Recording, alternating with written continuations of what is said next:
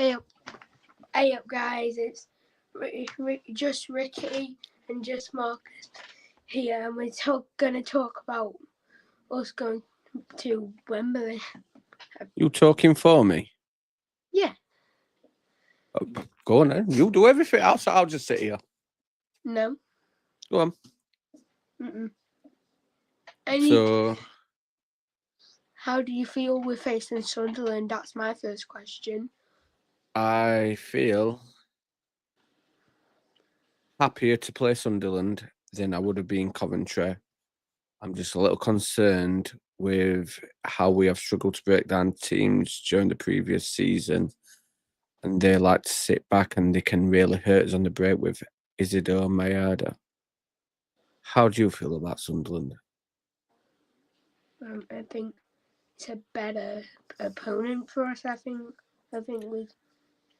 Sunderland versus us could be a good match because, like, at their ground they won 2-1. At our ground we won 1-0. So they were both tight games. Yeah. Do you feel like? Well, I feel like they only beat us at their ground through two mistakes, one by Peck and one by Robbo. And what you got to see is we did miss a penalty that game as well. Was that? Do you know what I mean? Yeah, more missed a penalty. So going back, 9 times we've tried and 9 times we've failed. Why is this 10th time any different? I don't know. I don't know. Come on. About this group of players. Because I got a ticket. Oh, excuse me. We'll better win because you've got a ticket. Well, yeah, because I want to see my team get promoted. Because this season I wanted to see it get my team promoted. That's all I wanted to see. Okay. So, looking back, do you think you'd prefer to get promoted through the playoffs, or would you prefer to have got promoted through the automatics? Playoffs is more harder, but I'd rather gone to automatics. Yeah. But playoffs do you feel like... more harder. Go on. So, do you reckon if we do it in the playoffs, is it more special? I feel like if we did it through playoffs, it'd be a lot more special, just for the fact we've never done it, have we? So, what do you think? Yeah, I kind of agree with that, but you'd rather get into automatics. Well, that's out of option now. So, do you think we can do it? Honestly, don't think about your heart or all like that. Think about it as a game of football. Try and think it as a neutral. Do you think we can do it? It's like half and half right now. Okay. Job is a good player, so very good player. But they're inexperienced. We got like more experienced players, I think. Like Robbo's kind of experienced. Okay. So I'm going to invite someone in now. We've got Roy who's going to join us. Welcome, Roy. Nice to see you. Up the blades. I like the devil horns on you. Like heavy metal. Yeah, suits you. So, mate, how are you feeling? Oh, fine and dandy. I think. Sorry, I was just watching what you were saying there. I think every time I prefer to go up automatically. I just can't stand the playoffs. Oh yeah. Never did, but they're the rules, so that's it. I don't think it's more special either at all. No. You don't? No. Okay. It's a good. I suppose in one way, to some people, it might be like winning the FA Cup. You know, you go to Wembley. It's a one-off match. It's a cup final, and the atmosphere and the adrenaline and all of that goes with it is amazing. But you know as well as I do that all we ever get at Wembley is despondency and despair, and walking home with a bloody long face and having a few beers to cheer us up. And that's it. But I just think it is our year this year. I think it is. I think looking at watching those two play each other in semis, and having played them through the season, and I know this is different, it's a one-off, it's a little mini competition. I think we are the best team. We have the best players. We have the best bench. We just need to turn up. I thought they got lucky when we beat them up at Stadium of Light. You know, Kiefer Moore was injured. He was carrying a bad injury. You look at that team and the team that played last week, you know, completely different gravy. You look at the subs bench, it was full of young kids up at Stadium of Light. So we've moved on. We've learned from there, and we've just got stronger. And I think I'm looking forward to it now. It's going to happen. No matter who we play, it could have been Tottenham or anybody. It's a final. We've got there. We just hope that the lads turn it on and do their job, do the things they're really good at, and everybody will be happy. And we'll break a hoodoo at the same time, won't we?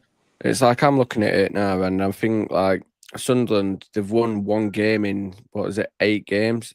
Yeah, you get what I mean, and that were against Coventry, and that was a scraped win. I mean, they were lucky to get the draw. Then I think they're very beatable at the moment. I think they're coming into playoffs with zero form whatsoever, and I think they've got a lot of inexperience there. So to capitalise on that, I think the players we've got now, they're different.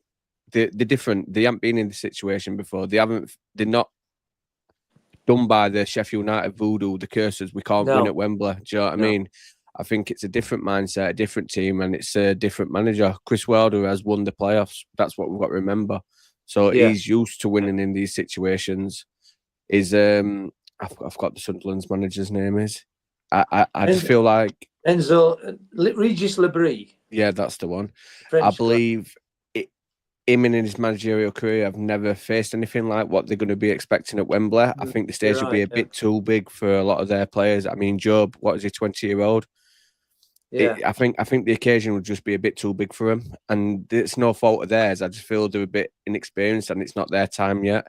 I feel like maybe next season they'll have a better chance, but realistically, looking at the point situation, I do feel like the playoffs should have even been a thing this year because we were that far in front. I feel it's a bit unfair on us, so it's like a lottery for all the lower teams. Yeah. But it is what it is, mate, isn't it? Yeah. There's not we can change about it now. We're just in that situation, aren't we? It's just about how we push on and prove people that we can do it.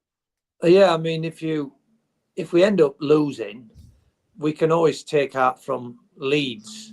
Like last season, they lost out, and they stayed down, and they've been brilliant, haven't they? Really, I hate to say it, but they have. And if Burnley hadn't been so bloody boringly 0-0 almost every week, we might have gone up in their place. But we can only, they always say, don't they? You can only beat the team in front of you. It's 11 versus 11, and there's so many things personally for each player that comes into play on a certain day. Everybody faces it differently. Everybody has different feelings, nerves kick in. I think our lads, I tend to agree with you. I think our lads have got more experience, and we seem to know how to win games. And having seen the highlights of the first game, Coventry and Sunderland, I mean, in both games, I think Coventry were the best team. Yeah, I agree with you. I do. And they only got the win because of that ridiculous, stupid back pass from their fullback. That never got anywhere near goalkeeper, did it? I mean, Sunderland got lucky, and of course, you do need the luck. That's another thing. But I don't think over 2 legs they deserve to go through. I think best team. I feel like Coventry outplayed them on every aspect during that. I think but it's Dan Ballard. That's probably the best 2 games he's ever played in his entire career. You know what I mean? So it's like it's luck, and then it's in form, and something in my stomach's telling me it's too much for Sunderland to do. Yeah. Do you know what I mean? United are supposedly linked with Dan Ballard a few months ago. Yeah. Saying that we're going to go after him if we get promoted. Yeah, I've heard a few rustlings. I'm thinking I think it was 12 million what's been rumoured, but I'm not an agent. I don't know the ins and outs of things, but I do believe it's about 12 million what's rumoured to be. I mean, he's a good player, isn't he? Yeah. I think he fits our system perfectly. And even if we did lose an L, I think signing him and possibly Jimmy Dunn, that would be adequate for a back line. Do you know what I mean? So I don't feel like we're going to be losing out anyway. No, and we don't know what aces the recruitment team have up their sleeve either, do we? Exactly. They're all going to be talking to players, won't they? Exactly. Yeah. So watch this space, I suppose. So looking at past failures, what would you say is like the most hurtful one so far? What, in all the playoffs? Yeah. Every one of them. I mean, my first one was Crystal Palace. Yeah. And that bloody Hopkins shot. You know, I mean, just like a kick in the stomach, that was. Yeah. The Burnley one, when the two Kyles were playing in that one under Blackwell. That the 2009 one. Yeah, I mean, that was another wonder goal that beat us, wasn't it? Another wonder strike. He'd scored a few like that season, but I just thought, oh, here we go again. It's another one. We always get beat by a bloody worldie. And then the worst, I suppose, was the Huddersfield one. I was there. I was actually there for that one. I didn't watch it on the box. And I was there for that one. And when they missed the first two penalties, I'm like, that's it. We're in. We've done it. We're in. Yeah. And then you couldn't believe what happened after that. Yeah. I think at the mall, I think the Swindon one, that always sticks with me.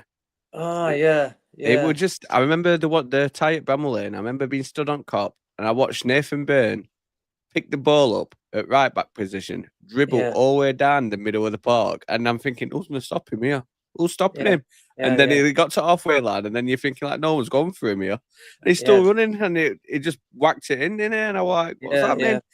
And then reverse fixture when we went to their ground, what were it, 5-5 or something? 5-5, wasn't it? Yeah. And it's like, that was one of the most emotional games I've ever been to. Do you know what I mean? It's like that, oh, we're actually going to do it. We're going to do it. No, we're not. Yeah, we are. No, we're not. Do you know what I mean? It was like a roller coaster. It was horrible.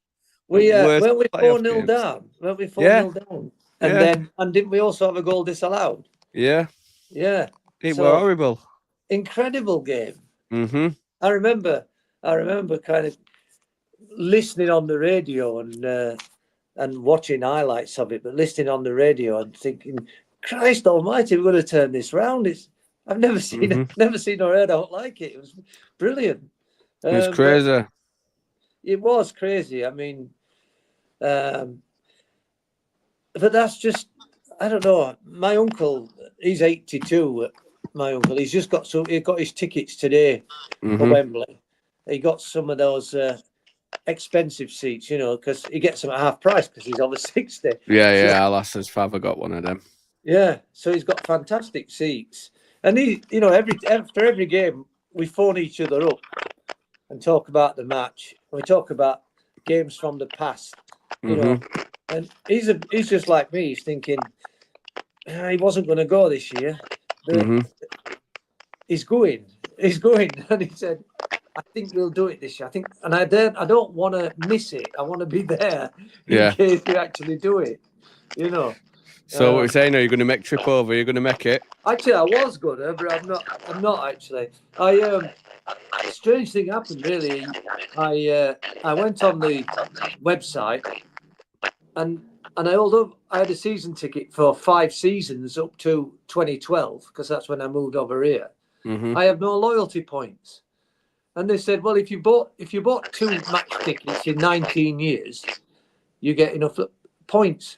I had a season ticket for 5 years and no points. So I just sent them an email saying, can you let me know what's happened here? How has it happened? How is, you know, what's the case? They haven't answered me.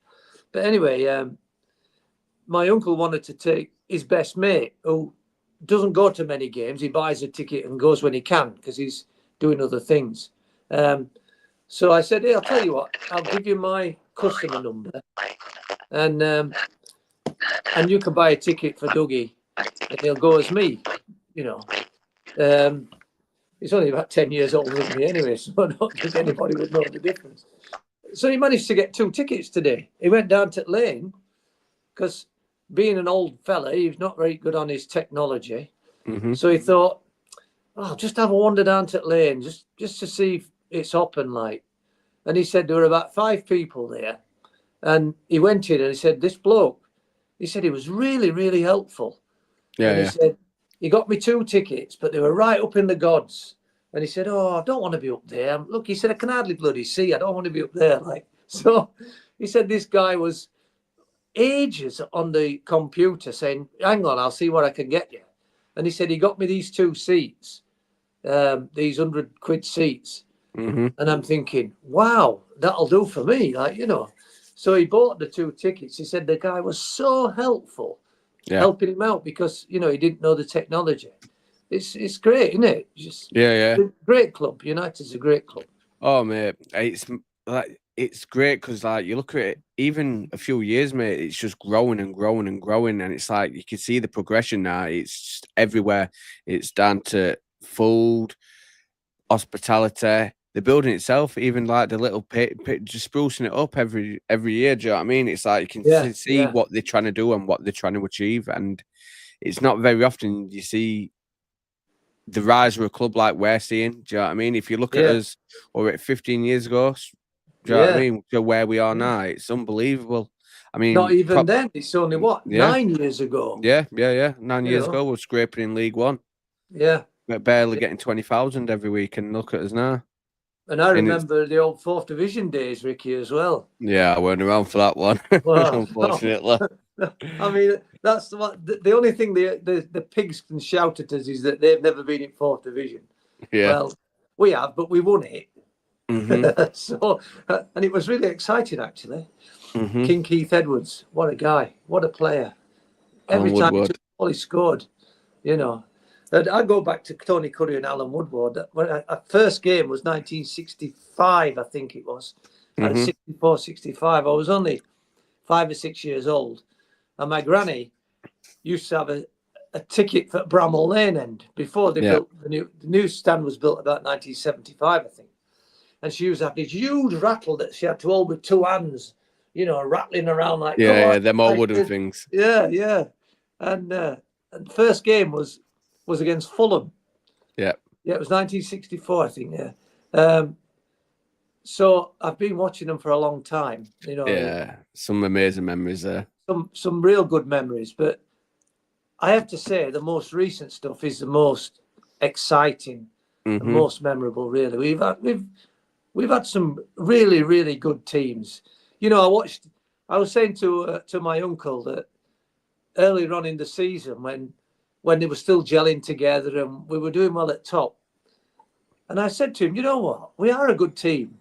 We really are a good team, aren't we? You know, we've got we are some really good individual players, and they seem to just understand their roles and where they need to go and who they need to pass to. And exactly, we're just a good team. And I know we're not thrashing teams, but I get the feeling that we could, but we kind of just know how to win a game, you know. Yeah, I feel like we've got the sort of team where if they wanted to and they turned it on, they can beat anybody in this league. I mean, anybody. We've proved it for 65 minutes. We controlled Leeds. I think we were the better team against Burnley the second game. Like I said, I think if we turned it on, there's nobody in this league what can angry us. And we have got them players who have got that special moments, who can just have them wonder moments and turn it on. Look at Gus Hamer, he can win a game on his own. Callum O'Hare, I believe he can do the same. Ty Campbell, there's a lot of game-winning players in there. Yeah. And I do think over the Bristol games, Bristol are a very solid team, and we struggled both games with them. But in the playoffs, we were just a different animal for them. We just broke them down. We smashed them, didn't we? Smashed them to bits. Yeah. And it looks like we're hitting that reckless streak now, just non-stop. We're just steamrolling. And I believe that's what we've got to do. We've got to be reckless with Sunderland, and we just need to go for them. If we sit back and hold and wait for them to come at us, I feel that's where we're going to get exposed. Yeah. They did that to us before, didn't they? They hit us on break because they've got a lot of pace. Yeah. Those 2 lads up front, is it Mayenda and Isidore? Isidore. Yeah. Isidore. I mean, I don't know where they got him from, but they've got so much pace, haven't they? Yeah, without a doubt. But the thing is now, we've got Hamza playing at right back, who's a really switched on lad.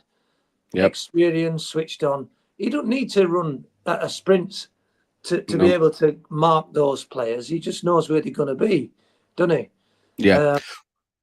And there's just a few little things like that around the pitch that's changed. We've now, after we last played Sunderland, we then brought in Brereton Diaz and Tom Cannon, and who else did we sign in January? Holding. Rob Holding and that lad from Ipswich, wasn't it? Yeah, Harry Clark. Harry Clark, yeah. Yeah. And you look at bench now, and it's so much stronger. Yeah, without a doubt. Yeah. But I keep looking at our squad, right, and I keep looking at Sunderland, and something's inkling it back in my head saying that he's going to go to the 3-5-2 again for the final.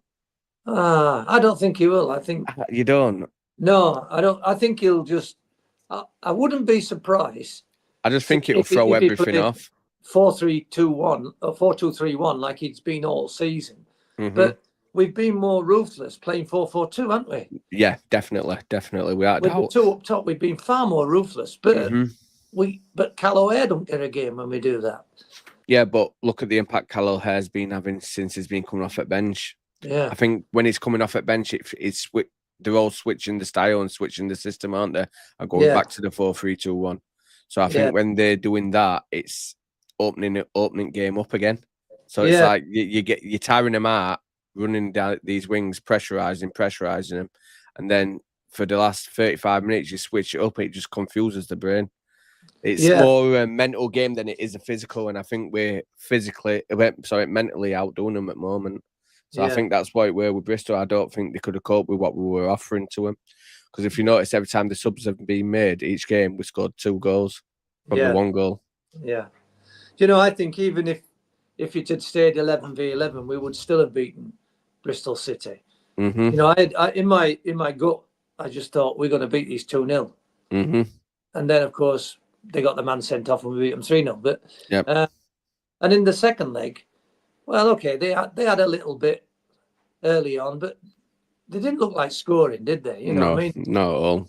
I never felt in any danger whatsoever. I thought, they can play all night, these, but it's going to be Bristol City 0, at the end of the game, even if they play for a fortnight. Because they just didn't look that dangerous, did they? No. Let's hope it's the same at Wembley with Sunderland.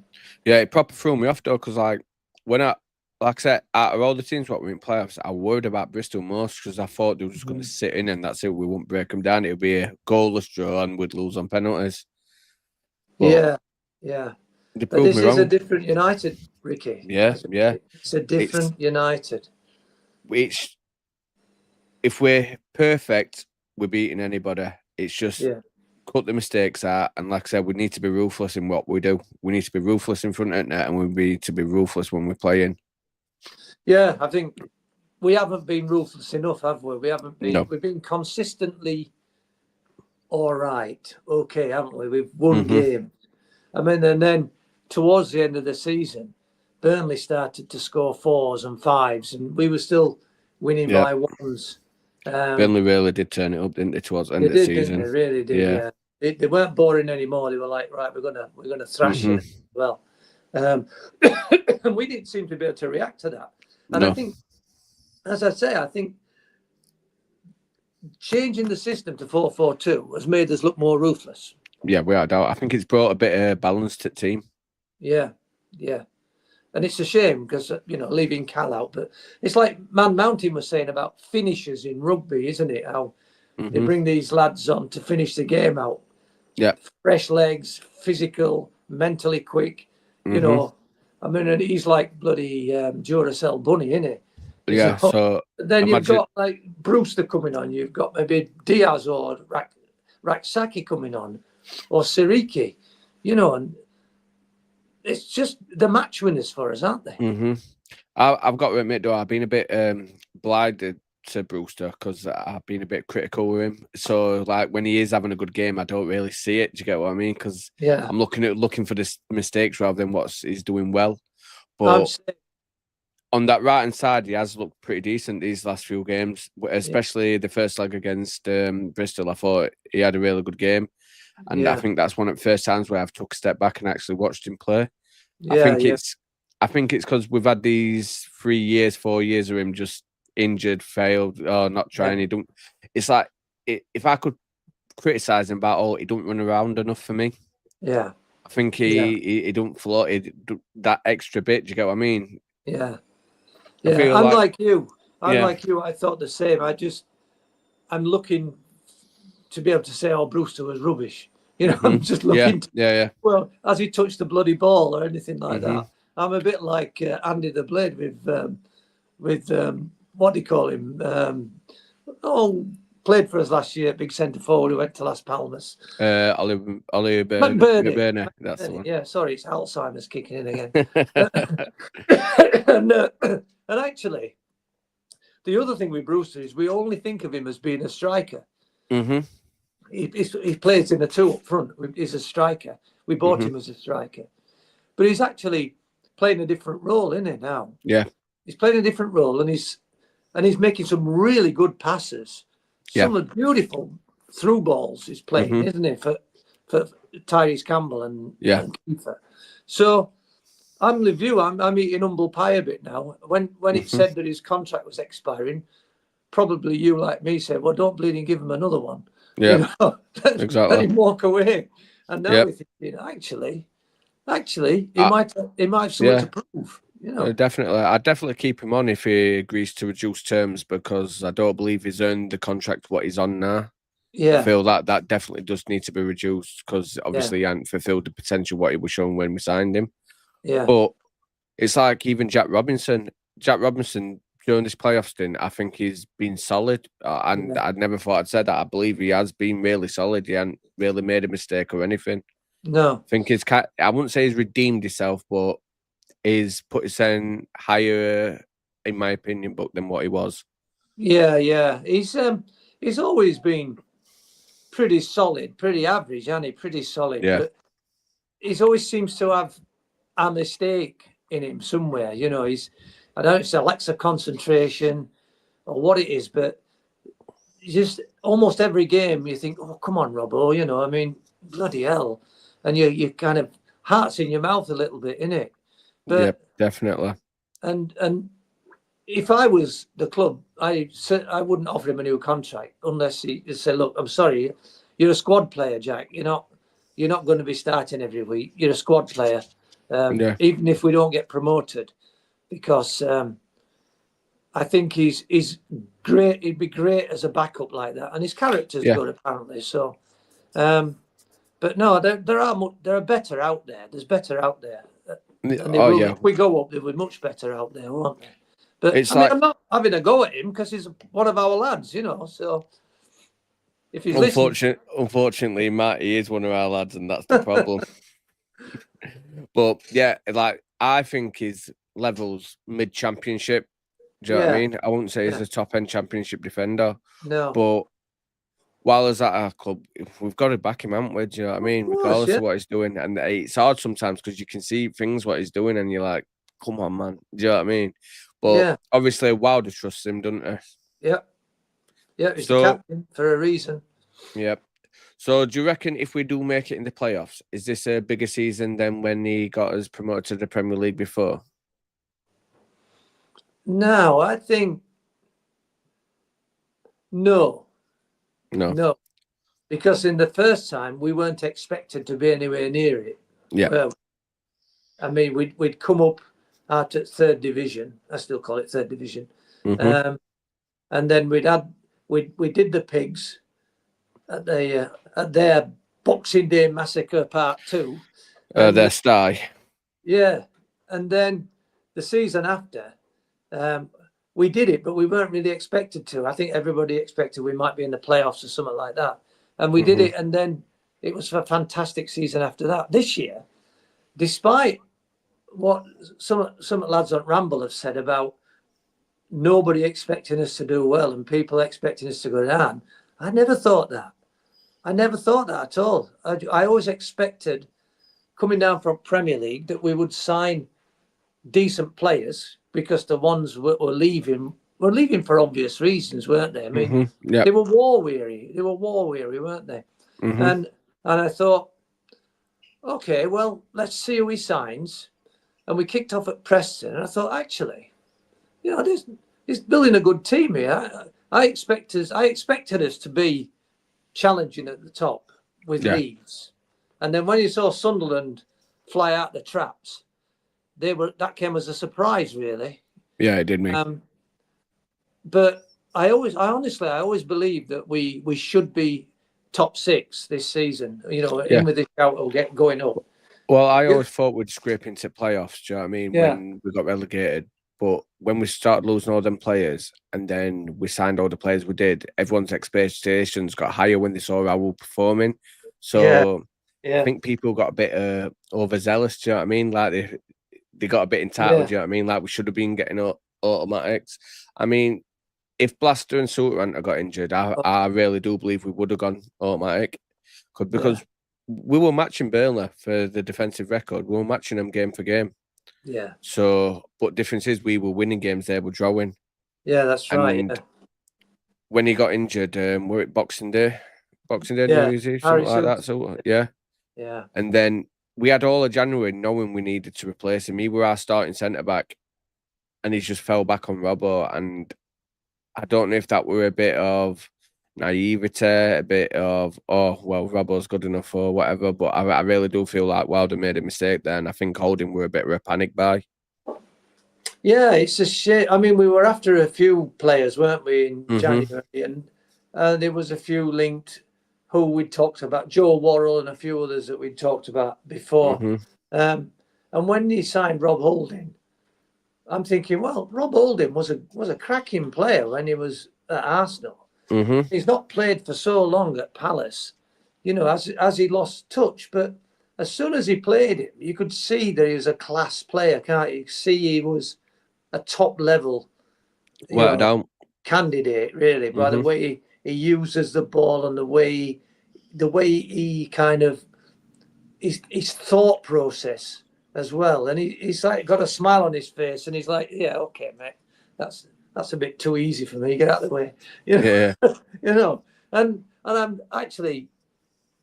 was actually happy with that signing, but then I wasn't happy that he didn't play him. Yeah. Because I thought, why do you bring a player in who spent 5 years at Arsenal and he's clearly a quality centre half? Head and shoulders above most there. Yeah. Yeah. And then when he's played him, you can see that, can't you? So I think the summer transfer business we did, it were a success. But I think best we've done for years, yeah. Yeah.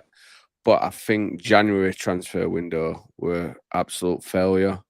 Yeah. Bar Hamza's only because Hamza, when he first come, his first game were very good. And then after that, when he played next to Long Vinny, everyone went, oh no, it's crap. Why we signed him? They can't play together and all this. Like, first time he started playing right back, everyone like, oh no, he shouldn't be playing there. He's a centre midfielder and all that. Like. So everyone's going to have their opinions, but now everyone's raving about him because now he's gelled to team. But it's like Ben Deer's playing on the right hand side. I think that's a mistake personally. Do you know what I mean? Because he made his name on left. He did. And he played for us on the left when last time he was here. Yep, he did. And look how many goals he got in a short stint. I mean, granted he's done that, but he's done it at a lower level this season. Do you know what I mean? Out of position. So if he'd have been on left with correct service, how many would Ben Deers possibly got this season? Yeah, but also where would Harmer play? Exactly. Well, do you know what is we aren't personally with Armour, right? I can sacrifice Armour's few goals because if you've got Ben Deers on that left, he's going to get them goals. But you're going to have a player who's going to control the middle of the field. Yeah, yeah. Do you know what I mean? It's a bit of a countdown conundrum, isn't it, really? Yeah. When you look at that three behind the lone striker, you look at that three in particular, and that's where we seem to have the most problems in deciding who fits where. You know, in the round pegs, round holes kind of thing, isn't it? Yeah. I mean, Sidney Peck has been an absolute revelation. Yeah, what a fantastic player that lad's going to be, man. I mean, imagine him and Arblaster together. But you have like him and Arblaster where you fit in Sousa. Well, I was assuming that Sousa would leave at some point. I don't think he will if we go up. But I don't think he will if we go up. No, and I think when Arblaster comes back, it'll be Peck that gets sacrificed. Yeah. But it's a squad game, so he'll rotate them, won't he? But let's I'd just love to see them two together and see how they play. Let's say West Ham comes in for City. Well, for 20 million. They can have it. For 20 million, are you going to take it? No. No. I'd say 20 million plus 10 million of add-ons, maybe. But I think he's going to be worth 50 or 60 million. And There's a possibility. And it's what he's worth to us, not what he's worth to West Ham. It's exactly. What he's worth to us. I think only problem with City, which he obviously knows because he's latching onto every ball he can find, I think he just doesn't score enough. Yeah. But he's a centre midfielder. I mean, Vinny Sullivan got a goal this season. Sorry, he scored one in the friendly, didn't he, against Rotherham? Yeah. But he's not going to score that from these roles. But City Peck possibly can. He gets himself in right positions, but he's like doing what Brewster were doing, where he's just latching onto everything at the moment. Any chance he sees, he's just whacking it in it. Yeah. And the other thing is, you've got Sousa and Peck together, but Sousa is more the defensive midfielder, and Peck is more of a box-to-box midfielder. So Peck's getting forward and Sousa's sitting back. It's almost like a 4-1-4-1 in a lot of games because Peck's always in the attacking third as well, isn't it? Yeah. I've noticed about Sousa. If you notice about Sousa, he started getting a lot more forward nowadays because Hamza's staying at the back, so he's like sweeping. So you've got Burrows going forward, you've got Sousa and Peck going forward, then you've got Harmer, Brewster, and Moore and what's he called? Moore and Campbell. They're lingering up front. Do you know what I mean? So Hamza playing that right position is helping out because it's swapping into a free when everyone's pushing forward. So I do think this 4-4-2 we are playing at the moment, I think it does work and I think it can undo teams because, I mean, look at it. We whipped in across and what happened? Moore got his head onto it. Do you know what I mean? He's 6'5". He's probably one of the biggest people on pitch every game. So why we haven't done that before, I'll never know. But look how easy it were just to get that goal. It jumped above everyone. It was first man to ball, head straight on it to net. Easy as pie. But I think it was Brian Clough once said, football's an easy game. It's just about how you play it. It's simple. It's just you've got idiots what want to complicate it. Yeah, football. Everybody loves football because it's a simple game. Yeah. I don't know how many laws of the game there are now, but when I was learning to be a referee, there were 17 laws to the game. And offside was very simple. You were either offside or you weren't. Even if you're standing over there on the side of pitch, you're offside. So it was really, really simple.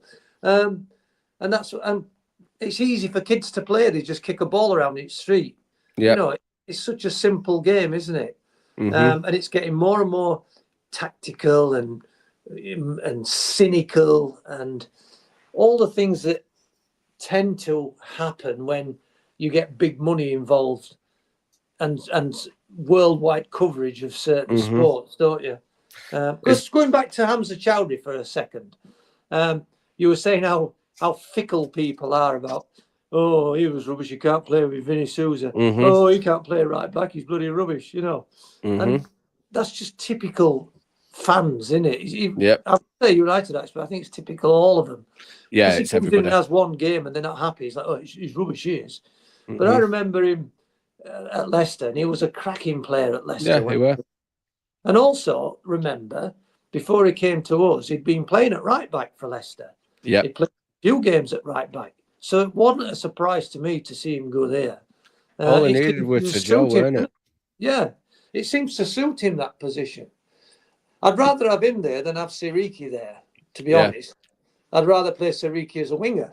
I do like Siriki going forward, but I think he's a liability coming back. And I think Siriki is one of them. He needs confidence to play. I feel like when he starts the game, he's very lost for the first 15, 20 minutes. He has to grow into it. Like a bit like Brooks. I think when Brooks starts the game, I think he's a bit terrible. He has to kind of grow into the game. Yeah. And that's because they're young, isn't it? You see, that's all it is. Yeah. They'll get out of that. But I like fullbacks who defend. I like Alfie Gilchrist. I love his favourite. I just feel sorry for him because he's kind of been sacrificed. Only for good at. Well, I wouldn't say it's for good at team because personally I think he's better at defending than Chowdhury. Do you know what I mean? Yeah, Chowdhury's good, but a defender. Chowdhury's like a balance. We're going forward and back. Do you get what I mean? Whereas Alfie's more defensive in a. Well, I without doubt, Alfie's the kind of player who makes a tackle and then fist pumps the air, like, you know. Yeah. You know, that's how what I mean. Defend. Yeah. But like I was just saying, how fickle fans are. People forget how many sliding tackles did Alfie do at the beginning of this season. Do you know what I mean? In the box as well. Do you know what I mean? Clean tackles. Super. He knows how to defend.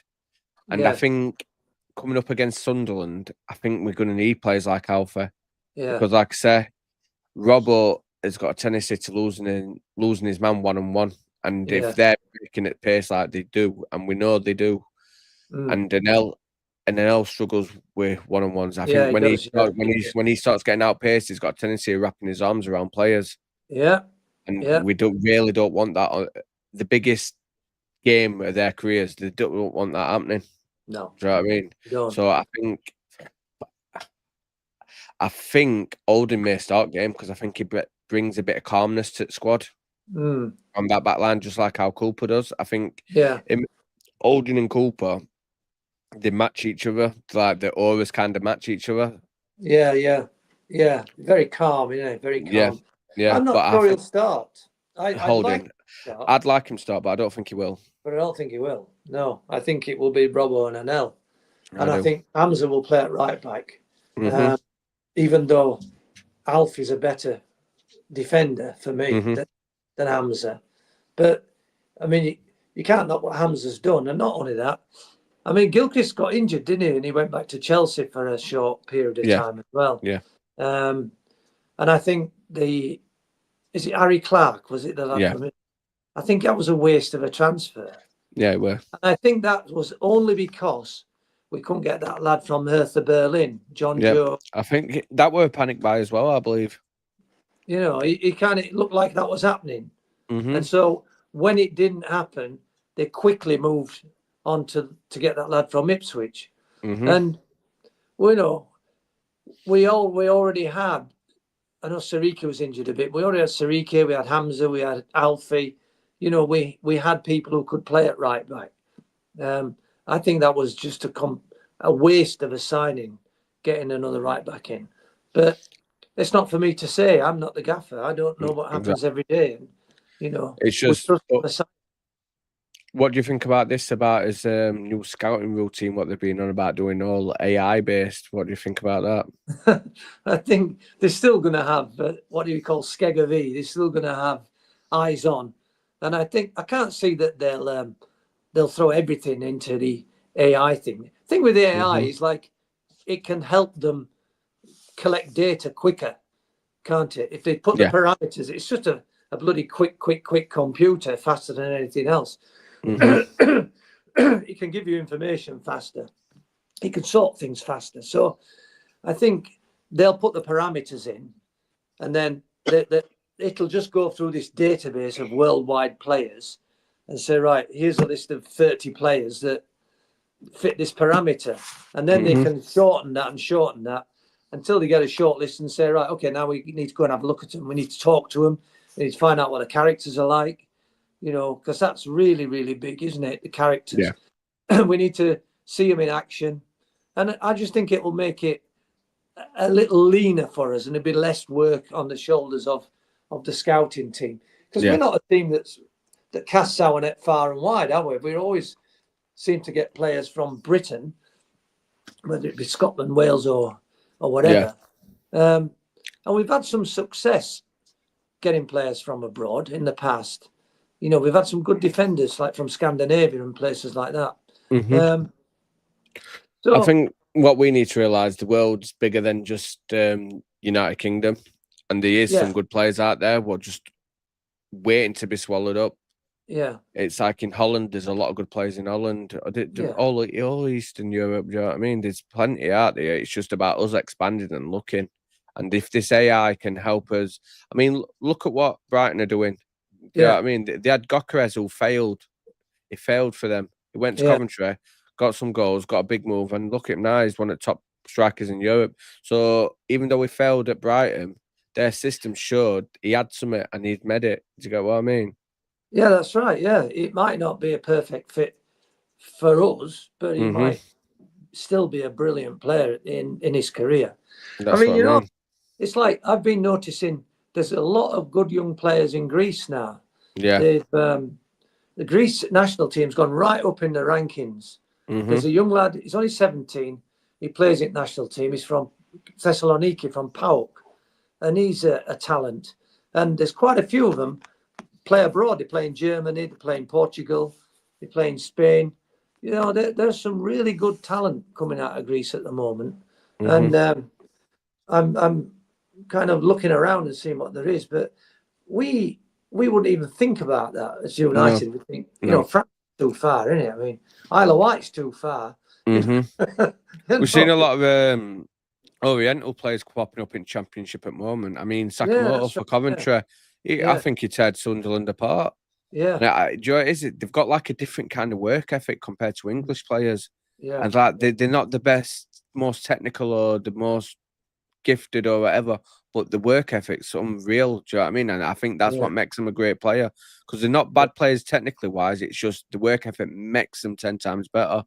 Yeah. I mean, with Sakamoto, honestly, mate, I was in awe when I watched him play, and I thought, do you know what? He could fit into our squad and quite easily make a name for himself on that right hand side. Yeah, there's some good Japanese players. Yeah. I mean, remember when they had the World Cup in Japan, and did they get to quarterfinals or something? Quarterfinals, yeah, against Brazil when they lost that. Yeah, they had some cracking players, didn't they? They scored some spectacular goals. Oh yeah. And like you, I noticed that they just worked so hard, didn't they? They never stopped running. They never stopped harassing. They never stopped bloody tackling. They just, the work ethic's amazing. In Greece, they tend to be very technical players. Even at third division where I go, the players are really technical players. You know, you look at them and think, bloody hell, he's a good player. But yeah, they've got the technical ability, but then they get blown on and they fall over and roll around like a little girl, squealing. Yeah. And I'm thinking, oh, just stop it, you know. I think it's spoiling game personally. Oh, it's terrible. I mean, I saw Isidore do it quite a few times against Coventry, and I was like, he's going to do that every moment he gets against us.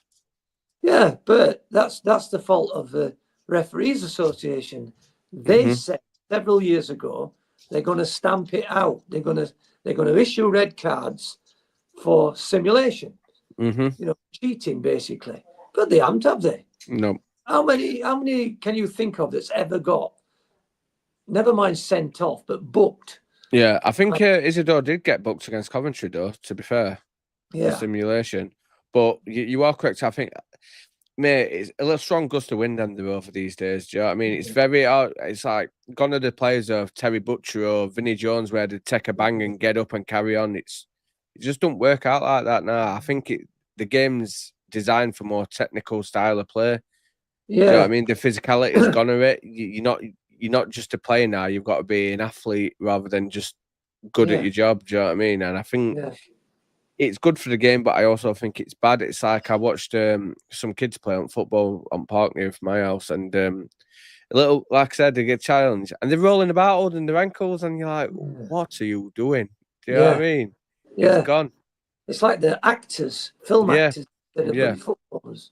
It does. It's in our psyche, I think, Ricky, that we don't cheer like that. You know, I mean, Wilder would say, look, get up, stop acting like a little girl, just get up, or I'll substitute you, or I'll fine you a week's wages, or whatever, you know. And when you live abroad and you watch football in Europe, it's exactly the way it's in the Premier League now. Everybody, and they actually squeal like a little girl as well. Yeah. Shut up. He's hardly touched you. Even if he did touch you, he's hardly touched you. Blown on you, like, you know, and you've gone over. I think it was the season where we finished 9th in Premier League. Wilder was saying players are finding it hard because everyone's just diving down and we're not going down. That's a problem. That's why we're not getting penalties. Yeah, that's right. It will bang right. And it's just, even in this short time, you can see how it's just gone. Do you know what I mean? It's like, when's the cut-off point going to be? It's like, it's all right having VAR, but I think even VAR don't pick it up. Like, if someone's simulating, that's it. Cut off point, done. Do you know what I mean? Yeah, you need to nip it in bud straight away. Yeah, and I mean they can pick it up with VAR because of course they can. If they can pick it up on Sky Television, they can pick it up on VAR. Mm-hmm. You know, the different camera angles. Yep. So the referee can clearly see if somebody's been made contact with somebody or elbowed. One that gets me is when they go up for a header and they catch him in the back like this, and then they go down holding their head. Mm-hmm. Like, oh, he's elbowed me in the face. Or he put his hand up like this and he just like stroked it down his face, and it's like, oh, I got brain damage, you know. And it's like when we played commentary of the day and that player did his nose on back of Keith's head. When I first saw him went down, I didn't see what had happened. I'm like, get up, what's up with you? And then he sat up on his nose is done. And I was like, up. And then I watched, he'd done it to his son. He'd done it to his son. Do you know what I mean? Justice or what? Yeah. Oh man, I'm there giving him some right hammer, and then he'd done it to his son. No one had even fouled him. I know, but it's very rare, isn't it? It's very rare. And I agree. I mean, you know, with what Wilder was saying there about how teams are just falling over when you run past them because it's a gust of wind, and we're not getting anything because our lads are being taught to be honest. You know, that's it. It's a man's game. It's 11v11. You know. It will get rough. That's what I mean. But you know, that's it. Could you imagine Roy Keane playing in Premier League now? No, he'd get sent off every bleeding week, wouldn't he? He'd hold record, wouldn't he? Not every week because he'd missed 3 matches. That's what I mean. Every 4 weeks. It's ridiculous. But do you know what it is? I think it's come from Spain because if you look at a lot of Spanish football, because of the space they have on their pitch, it's not as physical as ours. A little slightest bit of touch, that's it. They're all over constantly. And I feel like it's come over here now. It's like transparented around. Do you know what I mean? Oh yeah, it's everybody sees it on the telly. It first started. I remember the first time was in 1966 when there was Argentina and Uruguay. I mean, they were dirty buggers, but they were rolling around playing on the floor like they'd been shot by the bloody sniper at Shirecliffe. You know?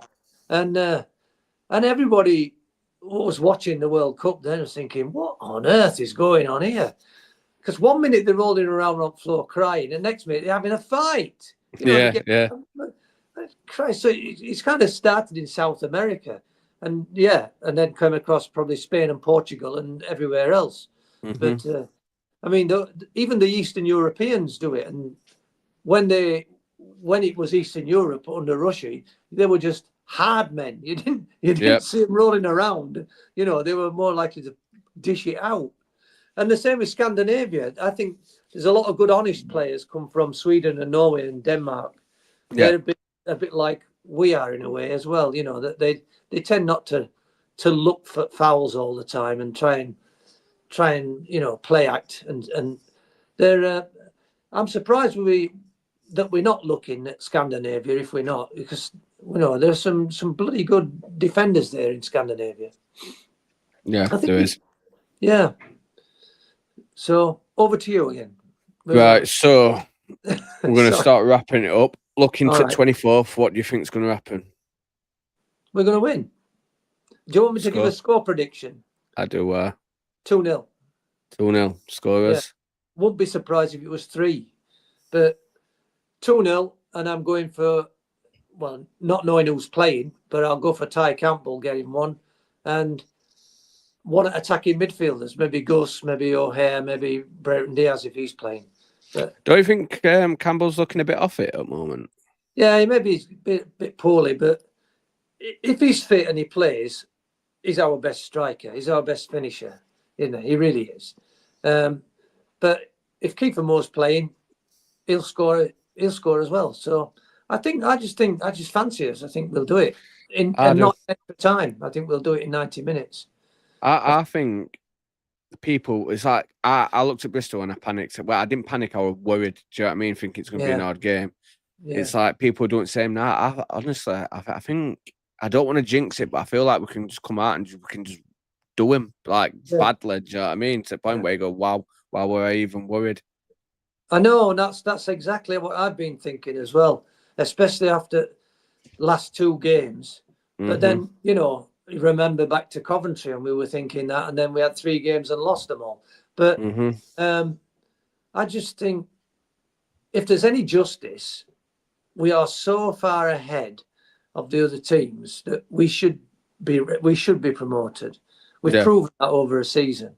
We've proven that we are 10 or 12 points better than Sunderland, and we just need to go and do what we're good at, and we will win. We will win.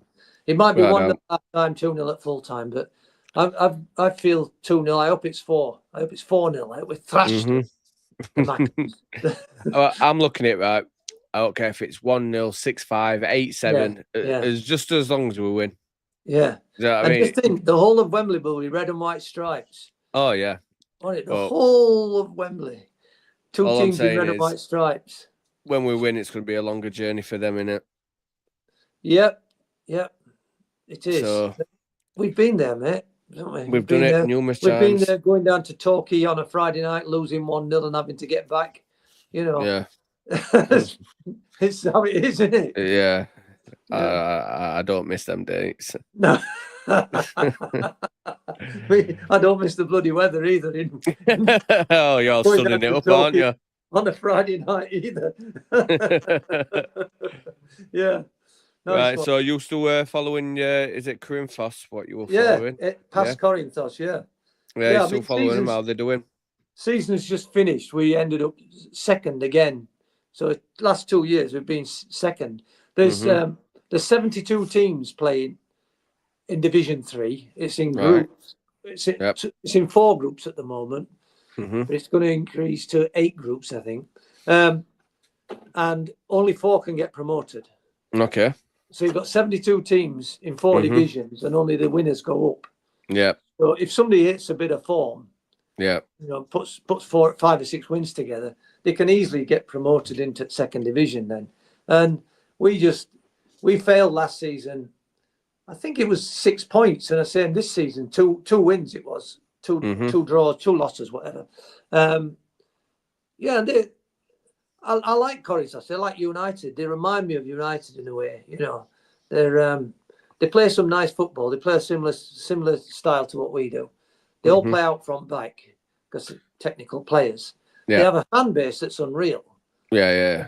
For a small town, Greece is really difficult to get around. There's only 10 million people live here. Half of them live in Athens, at the Athens area, and we have to play teams like in the islands, like in Crete or in Rhodes. So it means they have to fly or get the ferry. And there's always about 100 of them. There's always a coach full. It goes all over the country with them, whether it's a Wednesday afternoon or a Sunday afternoon or whatever. And they're just a cracking set of lads. They've got the pyros out, and they just remind me of United and Unitedites, really. Just they're a decent bunch of lads and a decent team. And it's for us again this year. It's some team that's come out of nowhere, and we're bloody rubbish last year, but they've come out of nowhere. They did us at home, and we drew away. So over the season, I suppose they deserve to go up because we did a United. We just dropped off. So But I enjoy going. I enjoy it on a Sunday afternoon. It's good fun. Go and get a cup of coffee and a nice cappuccino and a pita biscuit or something. And enjoy it while you can, innit, mate? And you've earned it. It's a good atmosphere. It's a good ground. Our ground was about 8,000. Nice. Yeah.